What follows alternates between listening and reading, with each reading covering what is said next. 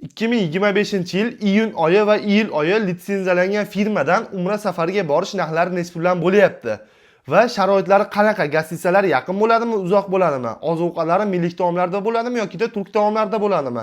Va eng asosiysi reyslar qayerlardan uchiladi? degan savollarga inshaalloh bugun javob berib o'tamiz. Avvalambor assalomu alaykum. Bizlarni ijtimoiy tarmoqda kuzatib turgan hoji otalar, hoji onalar, bizlarni musofirlikda kuzatib turgan do'stlarimiz bor, opalarimiz bor. Alhamdulillah, topayotgan pullaringga Alloh taolo baraka bersin do'stlar.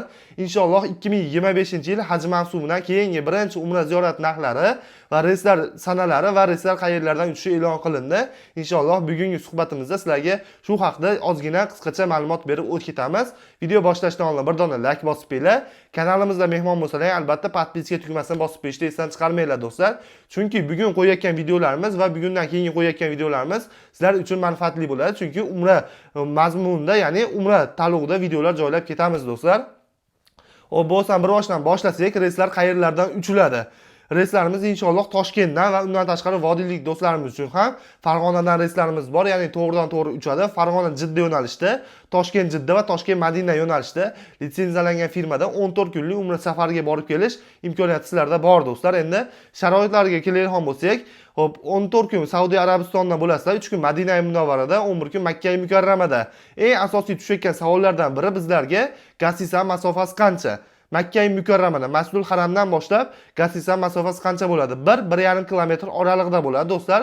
Ya'ni undan tashqari 3 mahal milliy taomlar va 24 soatlik avtobus xizmatlarimiz bor. Ya'ni Gassisa pastga tushsanglar, haramgacha tekin avtobusimiz bor. Bemalol haramgacha bemalol avtobusda borasizlar. Haramda ibodatlarni qilib, yana o'sha avtobusga o'tirsanglar, bemalol Gassisamizga olib kelib qo'yadi. Ya'ni masofasi ham unaqa uzoq emas, 1-1,5 kilometr uzoqlikda bo'ladi. Endi Madina Munavvarada keladigan bo'lsak, Masjidul Nabaviydan boshlab 300-400 metr uzoqlikda bo'ladi.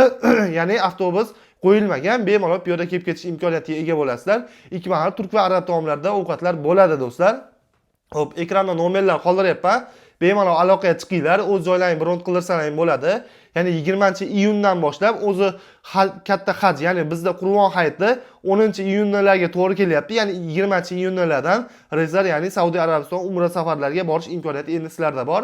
Ya'ni reyslarning narxi atiga $1175 ya'ni 14 kunlik litsenziyalangan firmada do'stlar, shuni e'tiborga olib qo'yinglar. Xoh Farg'onadan, xoh Toshkentdan uchsangiz ham bir xilli bo'ladi narxlari.